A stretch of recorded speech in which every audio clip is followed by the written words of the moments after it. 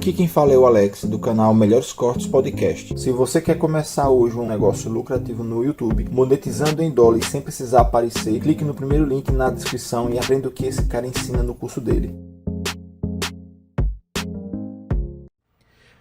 Eu tenho alguns assuntos aí, vamos também já preparando algumas perguntas. O pessoal tá participando aí do chat? Bastante, tem bastante pergunta, comentário. Já mandei algumas aí para você. Você mandou para mim, tá bom. Daqui a pouco eu vejo aqui. Mas, Wesley, uma das coisas que me fascina é essa evolução ou a pesquisa em cima do lance do Alzheimer, né? O que é o Alzheimer e o que a gente tem de novidade em relação a isso, né? Alzheimer é a principal doença neurodegenerativa que a gente tem hoje, é o principal tipo de demência. O que significa isso? Ocorre morte de neurônios no cérebro. Mas isso é normal. Uma pessoa, todas as pessoas têm neurônios morrendo constantemente durante a vida. É normal isso. Você tem perda neuronal, só que no Alzheimer existe uma aceleração. Porque é verdade que o pessoal fala, por exemplo, maconha mata neurônio? Maconha não mata neurônio. O que mata neurônio? Estresse. Ah, é? Estresse mata neurônio. E estresse mata neurônio dopaminérgico. Caramba. Vilela, vamos falar sobre o Alzheimer depois? Tá. Vilela, hoje, estresse... Não o estresse tipo, tô puto, não sei o quê. Não, o estresse... todo dia, velho. Todo dia o cara acorda meio assustado, Sim. aí come, bem ansioso comendo, aí não consegue relaxar. Daí quando se percebe, tá tenso. Você que tá aí me assistindo, aqui ó. Presta atenção, às vezes no meio do dia a pessoa tá meio tensa, tipo, daí ela relaxa. Ela lembra e relaxa. Esse estresse crônico é o principal fator de risco para desenvolver depressão hoje. Principal. E problema cardíaco também, imagino. Sem falar isso, né? Eu tô falando só de transtorno mental. O problema metabólico é uma zona, né? Mas... Isso mata neurônio. Mata neurônio.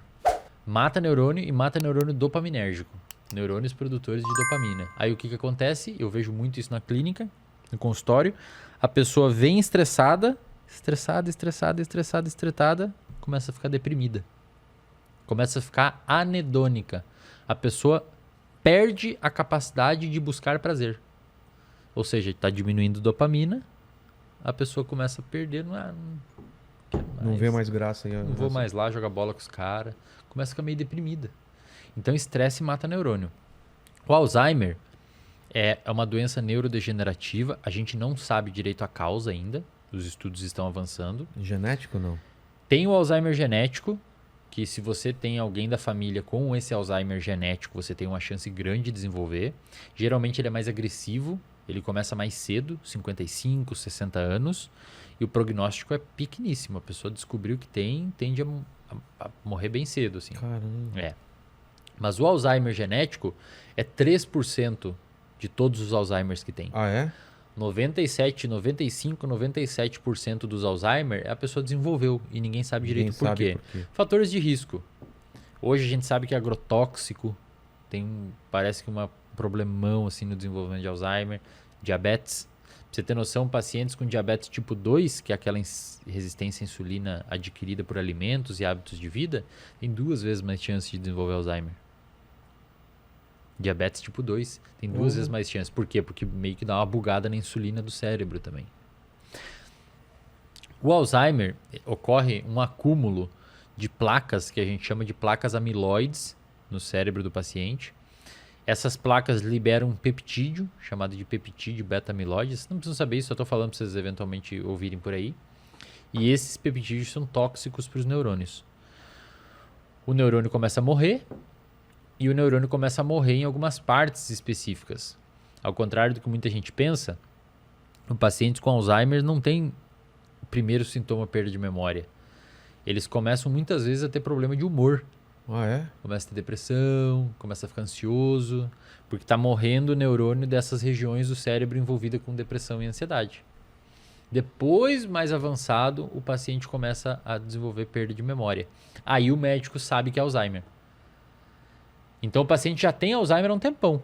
Só que só descobre quando começa a perder a memória. Tanto é que hoje um grande gargalo, Vilela, é esse. Se a gente descobrisse como descobrir mais cedo, o diagnóstico mais cedo, cara, ia ser muito mais fácil. Como se trata?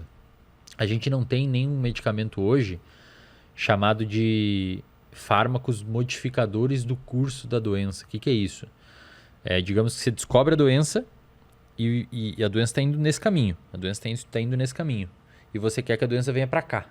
A gente não tem esse fármaco. A gente tem um fármaco que retarda o quão rápido ela está indo. Mas vai chegar naquele lugar, a gente não tem como impedir isso. Então a gente trata basicamente com alguns medicamentos que tentam inibir esse acúmulo de proteína e alguns medicamentos que aumentam as substâncias que os neurônios mortos liberavam. Mas ainda não tem tratamento. Não tem nenhum tratamento. O tratamento é para desacelerar o máximo possível. Mas tem várias pesquisas, né? Muita.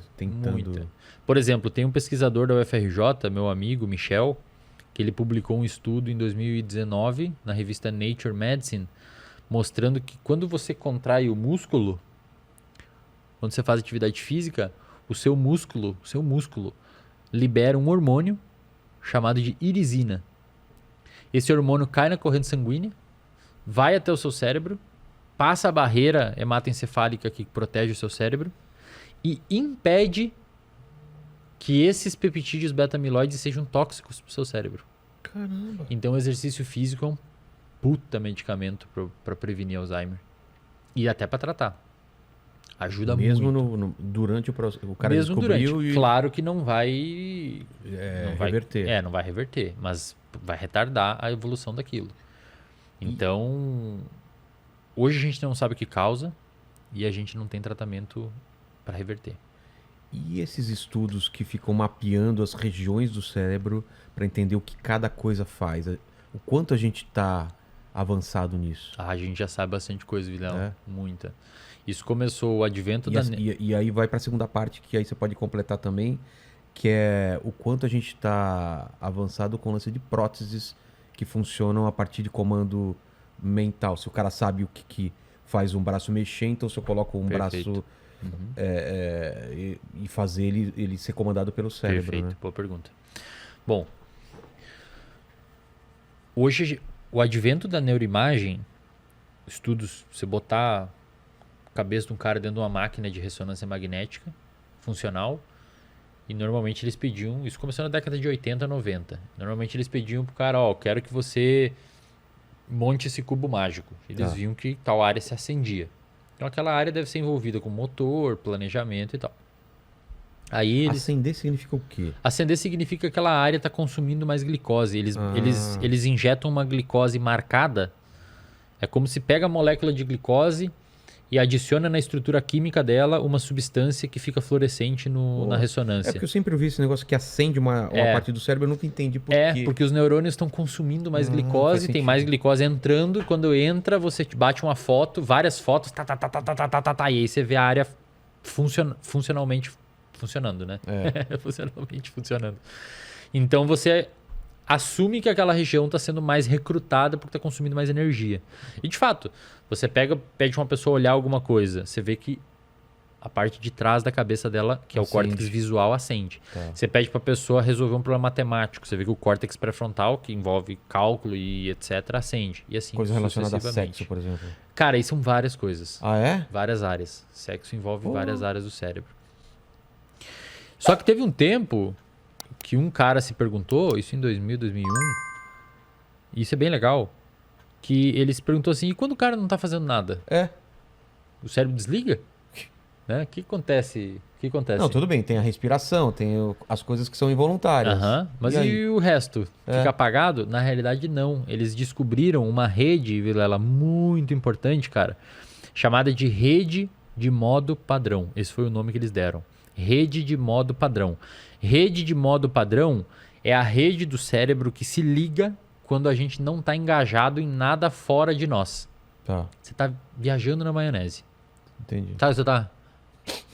Tô ligado. Tipo, cara, você tá olhando pro vento, tá ligado? Aí tem uma pessoa olhando pra você lá, daí você se liga e... você tá viajando. Tá olhando, tipo, pra bunda de alguém. Assim. Mas você não tá olhando, você tá viajando na maionese. Tem parte que acende no cérebro? A rede de modo padrão. Essa rede de modo padrão, hoje a gente sabe que pacientes com depressão têm essa rede de modo padrão mais ativa. E isso explica por que pacientes com depressão muitas vezes vivem para dentro deles. Eles dificilmente se engajam em coisas fora, sabe? Eles dificilmente se engajam em tarefas. E quando você vai tratar pacientes com depressão, você trata com uma terapia chamada de padrão ouro, que é uma terapia cognitivo-comportamental, onde envolve você fazer uma ativação comportamental. Isto é, você pede para o paciente deprimido fazer algo. Cara, qualquer coisa. Seja organizar Tarefas, isso aqui, crochê. qualquer tarefa, lavar a louça, arrumar a cama, limpar a casa, passear com o cachorro.